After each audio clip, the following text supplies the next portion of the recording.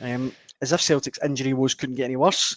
They somehow have managed to get worse today. Yeah. With news surrounding Cameron Carter-Vickers. Yeah, it's a bit of a hammer blow, isn't it? And Celtic, they're trying to catch a break wherever they can find one these days. But it looks very much as if Cameron Carter-Vickers will be unlikely to be back in the heart of Celtic's defence for the rest of this season. He's got an outside shot, we believe, he was going for surgery on a ruptured Achilles this afternoon in London, I believe.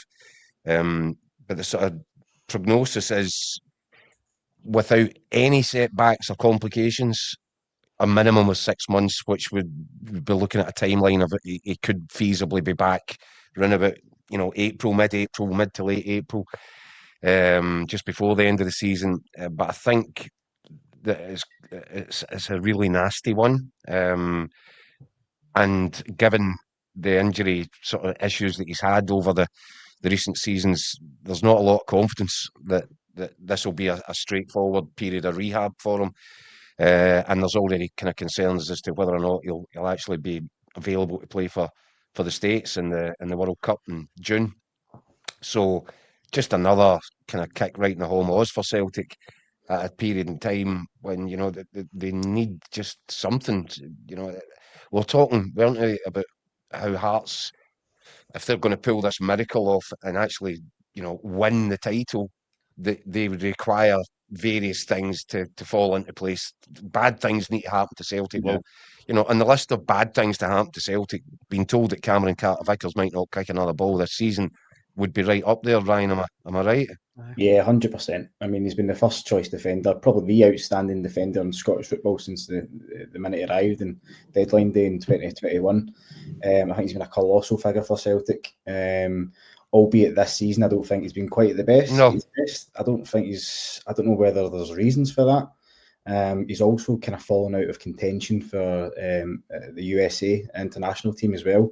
I think he was only just called up for the first time under Mauricio Pochettino in the last international break, but he's not had a look in for, I think his last appearance internationally was about a year ago, which for a player of his calibre, a guy who's starred in the Champions League, performed well in Europa League, won trophies, got off for Celtic, it's quite surprising. But in terms of just Celtic, yeah, it's just like you say, Keith, it's an absolute hammer blow. I think you saw how badly he was missed at Tynecastle yesterday, whether he's in top form or not. I often think that he's the glue that holds the Celtic defence together at times. And missing a guy of his quality, of his experience for such a prolonged period of time, when Celtic have already got an injury crisis, when they're already down in the dumps, when they're already struggling for results and performances, it's disastrous news for Celtic, really. I'll tell you, we had a really interesting one where Brendan Rodgers was running through some video analysis, and he was talking about the difference that Carter-Vickers makes to how Celtic get at teams, and in the final third, based upon, I think it was a game at Motherwell when Carter-Vickers had been out for a long time and he came back, and Brendan Rodgers was using these video clips to show, look, Celtic without Carter-Vickers, that ball gets over the top, Motherwell get 40 yards further up the pitch, and then Celtic need to get back up there from a way back and deep inside their own territory. Then there was a couple of clips where Carter-Vickers was nicking in front of the centre forward, winning it on the halfway line, rather than having to go chase 40 yards back the way to get after somebody. And that was the difference, and it made Celtic so much more dangerous because they were winning the ball way further up the pitch because of Carter-Vickers' ability to read the situation and his physical strength to not have to get involved with running 40 yards back the way with the striker. And I just thought that was really interesting, but I think it's really serious as well, because that's exactly the problem that Celtic are going to have now. I think how many times have you seen it where he just nips in front of shrugs off a centre forward, wins the ball back on the halfway line, and Celtic get back on the front foot.